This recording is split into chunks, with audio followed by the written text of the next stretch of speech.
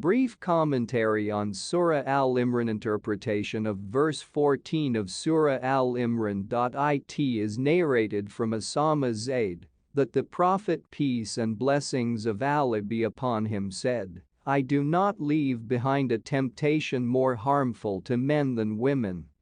This hadith was narrated by Ahmad, al-Bukhari, Muslim, at-Tirmizi, Ibn Majah and others. It is reported from the words of Abu Sa'id al-Khudri that the Prophet, peace and blessings of Allah be upon him, said, "Verily, this world is sweet and beautiful, and Allah made you governors in it to see how you will act.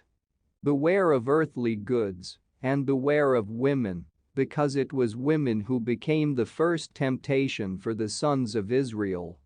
This hadith was narrated by Ahmad, Muslim, Ibn Majah and others. Interpretation of verse 17 of Surah Al-Imran.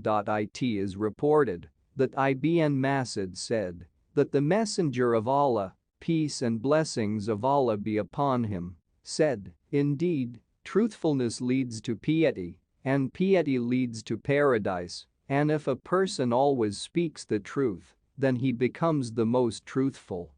And verily, lying leads to sin, and sin leads to hell, and if a person always lies, then it will be recorded with Allah that he is a notorious liar." This hadith was narrated by Ahmad, al-Bukhari, Muslim, at-Tirmidhi, Abu Dawud and others.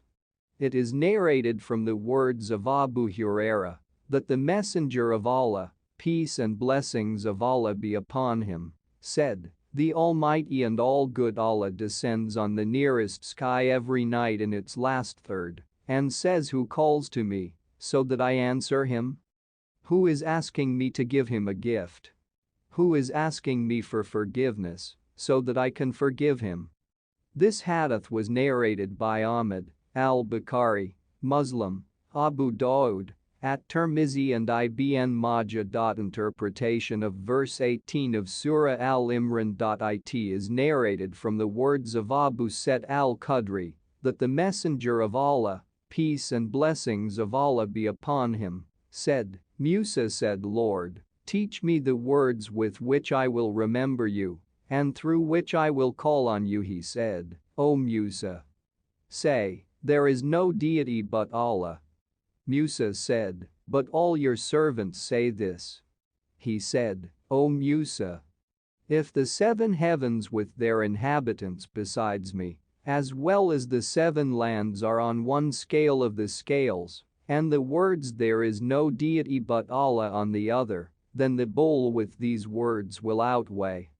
This hadith Ibn Hibban and al-Hakim reported, and the latter called it reliable, and al-Dahabi agreed with this. It is narrated from the words of Abdullah Amr that the Messenger of Allah, peace and blessings of Allah be upon him, said, "On the day of resurrection, in front of all creatures, a person from my community will be called, and 99 books with sins will be unfolded in front of him, each of which cannot be embraced.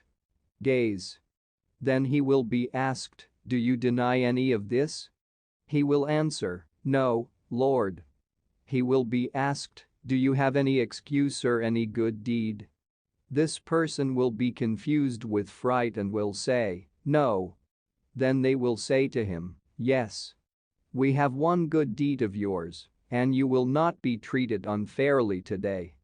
A piece of paper will be brought to him with the words, 'I testify that there is no deity but Allah, and that Muhammad is his slave and messenger.' He will say, 'Lord, what does this sheet weigh in comparison with these books?'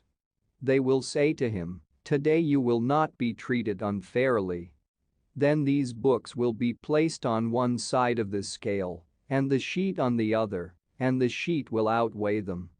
This hadith was narrated by Ahmad, at-Tirmizi, Ibn Majah. It was also transmitted by al-Hakim, calling it reliable.